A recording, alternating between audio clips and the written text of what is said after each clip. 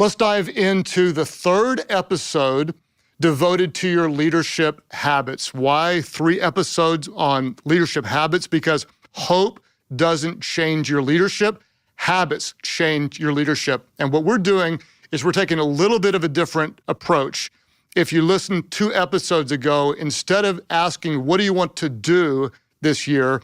We're asking the question, as a leader, who do you want to become? Instead of creating do goals, we're creating who goals. Who do you want to become as a leader? And then in the second episode, we answer the question, based on who you want to become as a leader, what is one habit that you need to start?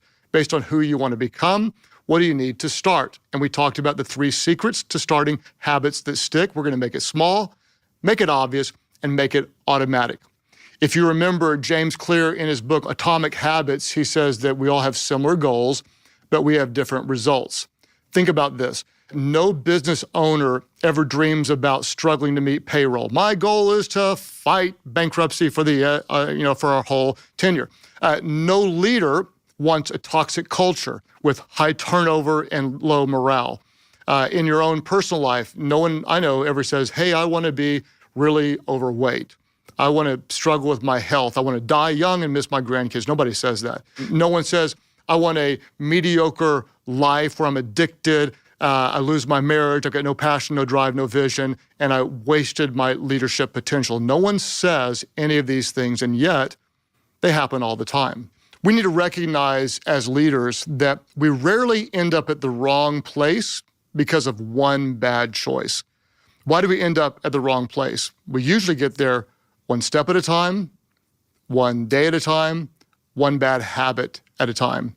And that's why one more big question we're going to address today, this one has an important application that will determine the potential impact of your leadership.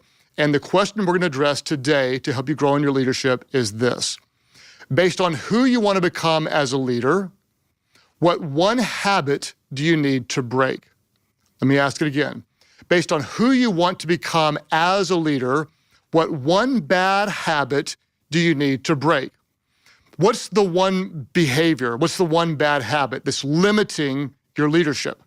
And what I want to encourage you to do is to be very, very specific and give it a name, because you cannot defeat what you do not define. You must acknowledge somewhere in your leadership, we all have vulnerabilities. This is the area where I'm weak, or this is where I'm consistently irresponsible, or this is where I'm losing credibility and trust with my team. You want to define very clearly what's the one bad habit, the bad behavior that you want to break. Now, the challenge is the more you rise in leadership, the harder you need to work to acknowledge that area. And the reason is because the more you rise in leadership, the more people tolerate your weaknesses, the more they overlook them, the more they actually tell you what you want to hear. And so they'll actually work hard to compensate for your deficiencies, and that can be okay over time. The challenge is when you have something that is so out of line that holds everybody back, you have to address that in your leadership. And the bottom line is this: you cannot change what you're willing to tolerate. Some of you, you've been tolerating, and your team's been tolerating a bad behavior for way too long, and I want to encourage you to change it and change it this year. Name the one behavior limiting your leadership. What would it be? Maybe professionally, you might say, okay, I've got to stop procrastinating. Or you might say this, I have a bad habit of interrupting. This is one of mine that I've had to break. Like, people talk and I just interrupt them, and it's incredibly rude and discouraging and disrespectful. You might avoid difficult conversations, and you need to have them. Or you might have the bad habit of micromanaging, or you just take your team for granted. They're performing great, and you never tell them, you never show gratitude. In your health, you might be overeating, eating too many sweets, you eat too much fast food. You might be addicted to some substance that you've got to break that, or it's going to break you. It might be you just waste time scrolling through social media, or wasting time playing video games, or binge watching, whatever. What is the one habit that you need to break?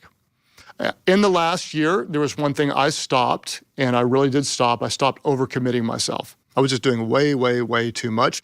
And so I worked with my performance psychologist, I worked with my team, and we redefined what I would do and what I would not do. And so the problem was, for a long time, if someone would say, hey, can you do this? We would look at my schedule and we would ask, can I do it? And if the answer was yes, then I typically would do it. Here's the problem. Just because you can do something doesn't mean you should do something. And some of you, this would be your one. You're overcommitted way, way, way too much. And why is it so difficult for you to stop being overcommitted? And the reason is because being busy makes you feel important, which is actually really a silly measurement of importance. What we need to understand is this, is that our importance isn't a reflection of what we do, but who we empower. Our importance isn't a reflection on how busy we are, but our importance is reflected by the leaders that we empower to get things done. In other words, it's not what happens in your presence that determines your effectiveness, it's what happens in your absence. And so in my office and my personal life, we redefined what I do and what I don't do. Instead of just responding to, hey, can you do this? Instead, we're initiating rather than responding. And that is a habit that I had to break. What's yours? Based on who you want to become, what one habit do you need to start? And what one habit do you need to break? Let's talk about the challenges because this is really, really important to understand. When it comes to good habits, they're really hard to start. Why? Why are they hard to start? Because the payoff is usually in the future. Good habits are hard to start because the payoff is usually in the future. Let me explain. Let's say that you decide, I'm going to get in the good habit of giving helpful feedback to people. But oh my gosh, it's time consuming and I feel uncomfortable when I sit down with someone for a developmental conversation and I don't see the results for months to come. These good habits are hard to start because the payoff is usually in the future. You might say, I want to start jogging in the morning. In the morning it's cold and it's difficult and you don't notice your weight loss for 6 months. Or I want to pay down debt. And it takes you months to make any progress. It takes you months to pay off what took you 3 minutes to buy. Here's the challenge. Good habits are hard to start because the payoff takes time. But bad habits, they're the complete opposite. What do we see with bad habits? Bad habits have an immediate perceived benefit. And the negative results, they usually come much later. A bad habit immediately seems like, hey, this is fun and this feels good in the moment, but the negative results come much later. Let's look at some examples. Maybe you lose your temper with someone at work and it feels good in the moment because they had it coming. But it might be months before you notice your team is afraid of you and your culture is a wreck. Or let's say you just have the bad habit of ignoring problems at work. It feels good in the moment because you can go home early. And it's weeks before you realize the problem's gotten worse and it's harder to solve. Or let's take it outside of work and let's just say you start smoking and it relieves the stress and it feels good in the moment and it takes decades before you realize it's had a negative impact on your health. And that's why it's easier to start a bad habit because it takes so much time before you see the negative impact. Here's what we need to do. We need to acknowledge that if you have a bad habit, this action, this negative action, it's eventually going to cost you. How's it going to cost you? Over time, if you consistently do the wrong thing, what's going to happen in your leadership is you're going to lose credibility, you're going to lose trust, you may hurt your health, or you may hurt the people that you love in your organization or your family. And what's going to happen is if you consistently do the wrong things and if you let these bad habits live, you're going to take your life and your leadership where you don't want it to go. So the big question is how? How do we break the bad leadership habits? Well, what do we know about the habit loop? Anytime there's a habit loop, there's always a trigger. This triggers you to do the wrong action, and there's a reward. What are we going to do? The first thing we're going to do whenever we can, number one, is we're going to remove the trigger. Number one, we're going to make it difficult to do.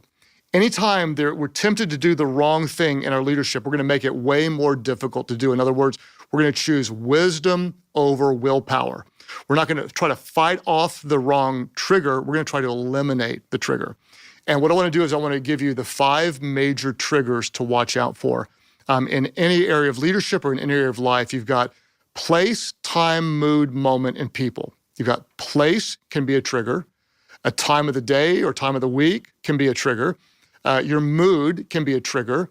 A moment in time can be a trigger, or the people around you can be a trigger. Let's think about it. Let's talk about place. How might a place trigger you? Chances are you don't overeat when you go to the gym, or you don't get high when you go to the gym, but you might overeat and get high at a party at your friend's house, right? It's the place that triggers you. Let's talk about time. You probably don't overreact on a Monday morning when you're rested. But at the end of the week, when you're exhausted, you might overreact then. You find your mood to be different, or the time of the week impacts your mood. There may be a time where you don't ever look at porn when you're at church, okay? You wouldn't do that. But when you get at home late at night and you're a little angry at your spouse and you're bored and alone, you might look at porn. The time impacts what you do. Think about your mood. You might be short with people when you're hungry. I know I am. Or you might be short with people at the end of the day. I know I am. Oh my gosh, I think I've got a problem. My mood can impact my relationships. There might be a moment where you do the same thing in the same moment of time. For example, for me, each time before I take a work trip, in that moment, my behavior usually becomes more controlling. I'm more demanding of the people around me, and I need to recognize in that moment that's a trigger for me. If you have a hard day at the office, you might come home and the house is in chaos, and you lose your cool as your family. What we're going to do is we're going to look at the place, the time, the mood, the moment, and the people. Let's talk a little bit more about people because people matter so much when it comes to your habits. Studies are absolutely conclusive. The closer you are to someone, the more likely you are to imitate their habits.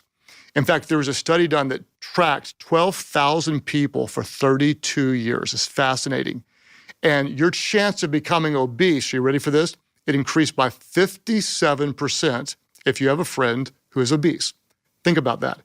The other thing is true as well, that if one friend loses weight, guess what? The other friend loses weight 1/3 of the time.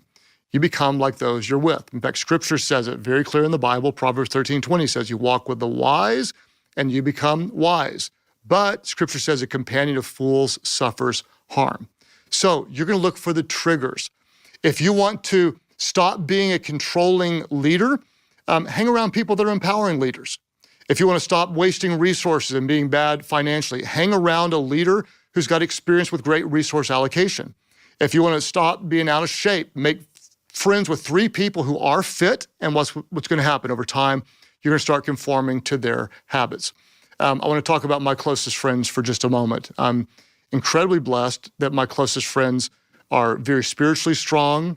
They're all committed in their local churches. They all work out. They all have great diets.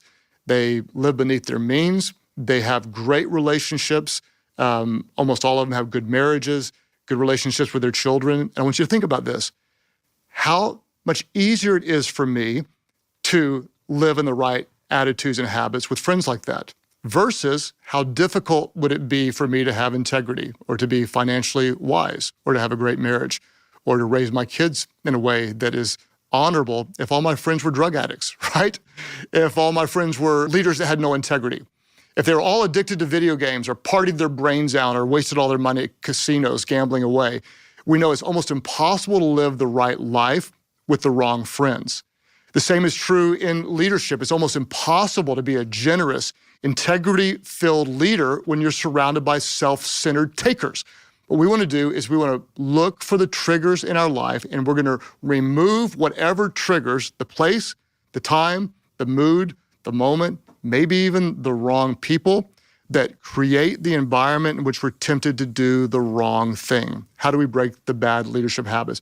We remove the trigger. We make it difficult to do. The second thing we're going to do is we're going to interrupt the action. If we do find ourselves doing the wrong thing, we're going to interrupt the action. For example, let's say if you find yourself hitting snooze 4 times every morning when your phone goes off, it sends your alarm off. What you're going to do is you're going to take the phone and move it all the way to the other side of the room. So when your phone goes off, you have to get up out of bed to turn it off, and that's more likely to get up and you won't hit snooze. Let's say you're always overspending on Amazon. Give your friend your password before you can buy anything. You're interrupting the action. If you're always looking at inappropriate images on your phone, get rid of the apps or block adult content or whatever you want to do to interrupt the action.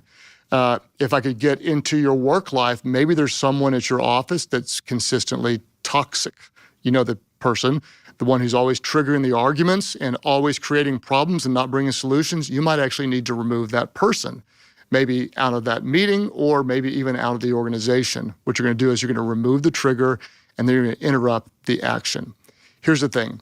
If you've got a bad habit, you want to interrupt whatever triggers you into that bad habit. For example, one bad habit I have is when I get upset, in a moment, I'll often send a harsh text to someone. And so I created a rule that whenever I get upset, I start my timer and I play it for 5 minutes. And I won't send a text until I wait for the 5-minute timer to go off, because I got a bad habit of sending text when I'm emotional. Why didn't you? And this hadn't been done. And so what I'm doing is I'm interrupting the action. Some of you might need to take some severe measures because there's some really severely dangerous actions in your life, like gambling or drug addiction, alcohol addiction, sexual, whatever. And you might need to go to rehab and you might need to get real help. And what we're going to do is we're going to distance ourselves as much as possible from what triggers us or what facilitates the action. And what I always say in the church setting is this: I ask the question, why resist a temptation tomorrow if I have the power to eliminate it today?